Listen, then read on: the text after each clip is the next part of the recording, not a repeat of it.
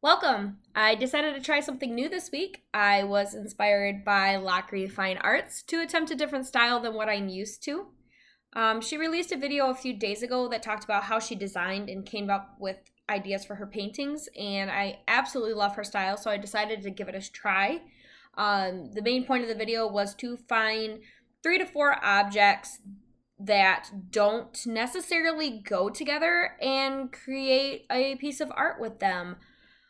So I went onto Pinterest to get random ideas to try and cram together and make them look cohesive. And this proved way harder than I had originally thought it was going to be. Even just trying to find the objects I wanted to use and get the inspiration to make a piece of art with it took me a while. Also, watercolors are not my strong suit, so it only made the struggle worse while I was painting. But in the end, I did like the result. I have been attempting to find my style, and I've been pushing myself to do more art either in my sketchbook or with smaller pieces like this.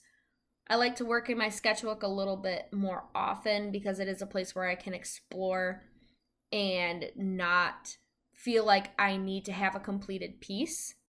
But with this one, I wanted to be able to display it if I liked the way that it turned out. So I had put it on a piece of Strathmore toned tan paper, which really isn't meant for watercolor, but I don't really use a whole lot of water when it comes to my watercolors because I like to have that creamier, thicker consistency when I'm using them.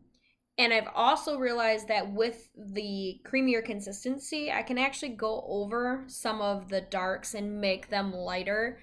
I used a very light blue for the highlights in the entire piece. I thought white would contrast a little bit too much, and I wanted to get the blue from the whale throughout the entire piece. And then in the end, I decided to outline everything with a watercolor pen.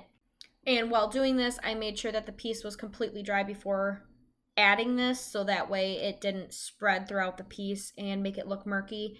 I also did not activate it afterward to give it more of a watercolor effect because with these pens, I tend to not like the way they work on the paper after you add water to them, and they actually lose some of their vibrancy, and even the black loses some of its vibrancy.